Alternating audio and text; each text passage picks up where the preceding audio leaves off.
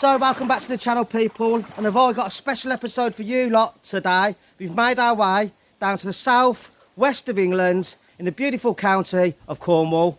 I'm at a stream where in the early 1800s the tin streamers worked the alluvial gravels for the tin ore, and they found specks of gold and gold nuggets. They in fact found the biggest gold nugget ever found in a river in England here to this day. They also found nuggets with intrusions of quartz, which means that the nuggets hadn't travelled too far from the source because the quartz had not been worn away from the gold. So let's get in the river and get amongst it. I've been doing a lot of research on the area, and the tin boss miner from the 1800s said the gold had come from the moors into the main river during floods via the erosion of quartz veins running across the moors. So if you look here, we've got 3 tributaries running into the main river, so I think this is a good place to start, probably round here somewhere where the gold could be. So I'm just having a little explore the area before I get set up, and I've just noticed, if you look here, let me just show you.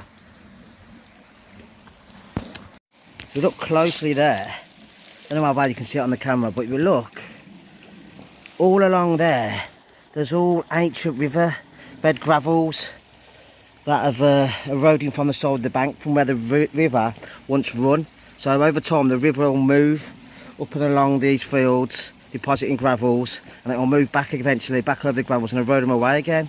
If you look, there's a nice big chunky piece of quartz hanging out of there. So that's what I would class as secondary erosion. So that's not coming from the quartz range running across the moors and the rivers. That's already been deposited and then it's being re-eroded.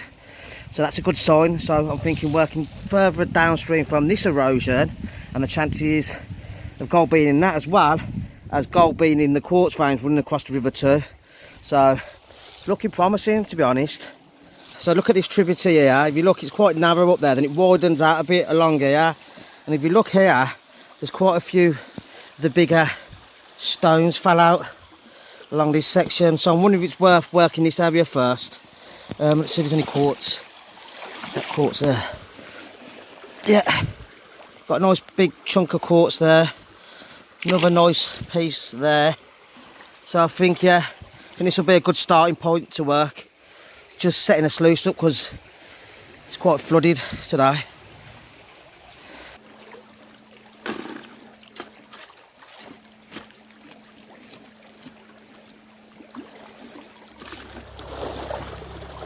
So as I'm just working the hole over there, there's lots of quartz coming out of it, lots of dirty mineralised quartz. I've never seen a river with so much dirty quartz in. There's tons of it. It's eroding out the banks up there. It's all in the banks up there. I think I can even see a quartz vein running through the stream here. So it's looking promising. So I think I'll get a good few buckets run through there and see if we can get anything in the sluice.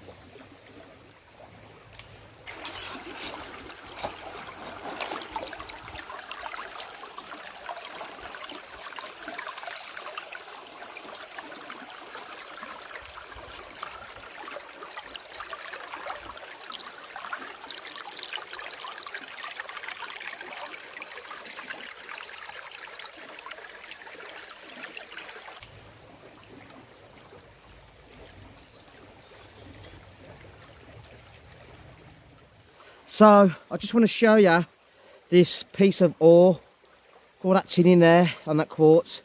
That's what the tin streamers were finding the gold with.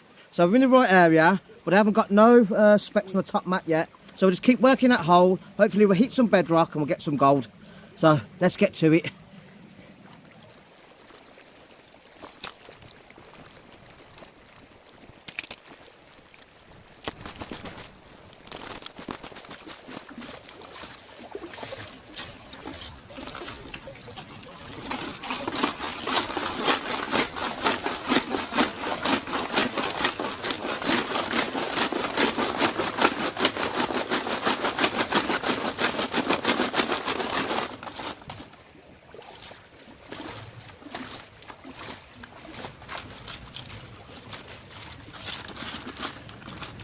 And there's just clay with tin ore absolutely everywhere.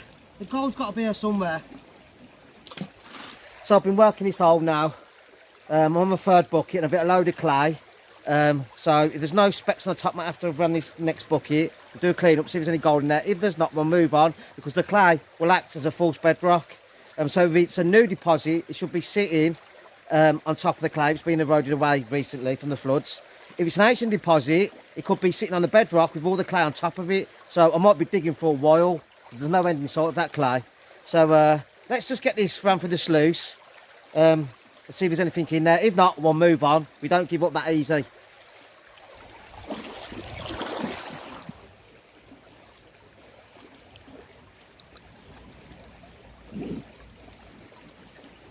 So I've run a good 3 buckets now.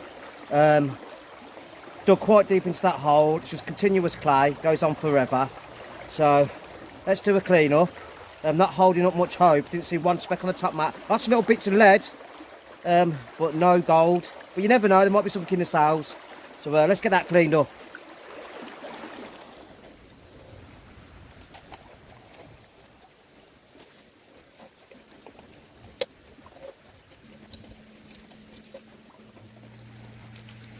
So I'm not holding much hope up. As I say, there's quite a bit of lead that's in land on the top mat. No specks of gold, so it's always the same with a new river. Working out where the gold lies, where the bedrock is. So let's just see what's in here.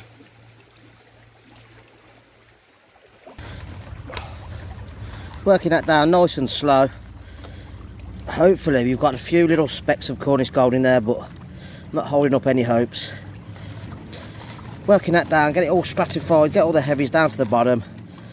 Working it nice and slow so we don't lose any gold.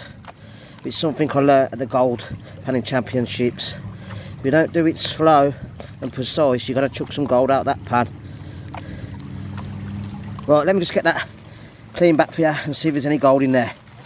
So there you go, there's the clean up. We've got a nice few pieces of lead shot. And then if you look there, just there, there's a tiny micro speck of fly poop. Absolutely tiny. There you go. Look, there it is. Can't pick it up too well because it's absolutely bloody tiny. But that's prospecting for you. What I think we'll do now, we'll pack up and we'll head further downstream and see if we can locate some bedrock. Might increase our chances of finding some of that better Cornish gold because that's just not good enough. So there you go. Okay. So no gold down there. I've come a bit further upstream and I've found a nice gravel bar along there. So I think I'm going to test pan it. I'll do one at the front of it, one in the middle and one at the ends. See if we can locate any specks of gold. But I'm not finding any bedrock. So this river's very hard to prospect. So let's get some test pans done and see if there's any gold there.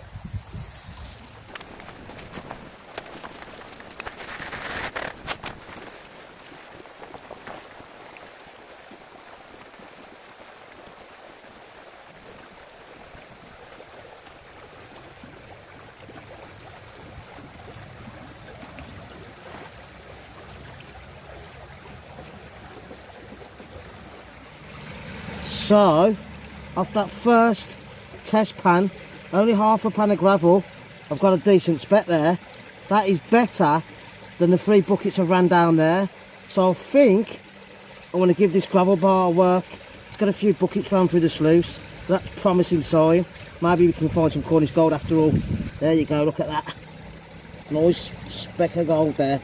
Right, let's get to it.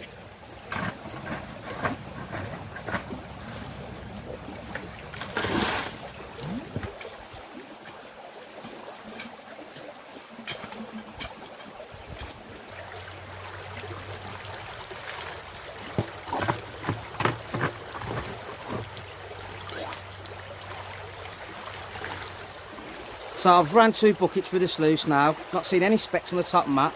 I've managed to get another bucket out the hole, but the gravels are that compact and hard, it's breaking my back to get. I've gone down about 1.5 foot. So let's get this last bucket, run through the sluice, do a clean up and see if we've got any Cornish gold, because that one measly speck is not good enough.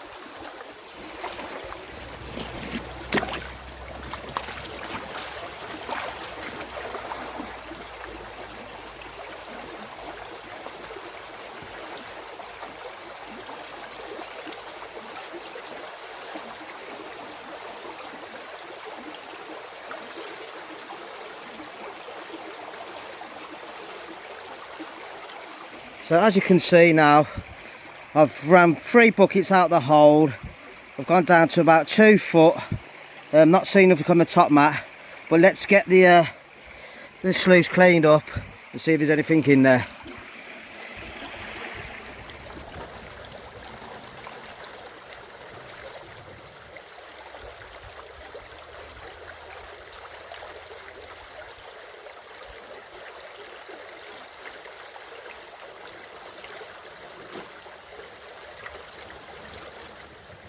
So after that clean up now, there you go. You've got 1 decent speck of gold and 2 little tiny pieces of fly poop there. So 3 specks of gold out them 3 buckets, which is not great, but it's Cornish gold. It's better than no Cornish gold. So with that, I think I'll call that a day. Well, there you go. A bit of Cornish gold. Not a lot, but it's better than nothing. So let's get that hole cleaned back up now and get on our way back home. So there you go, another hole all filled back in. Wouldn't even know I was here. So that was bloody hard work today, but we managed to find a few specks of Cornish gold, and that's what it's all about. So until next time, people, thanks for watching. One man and his pan.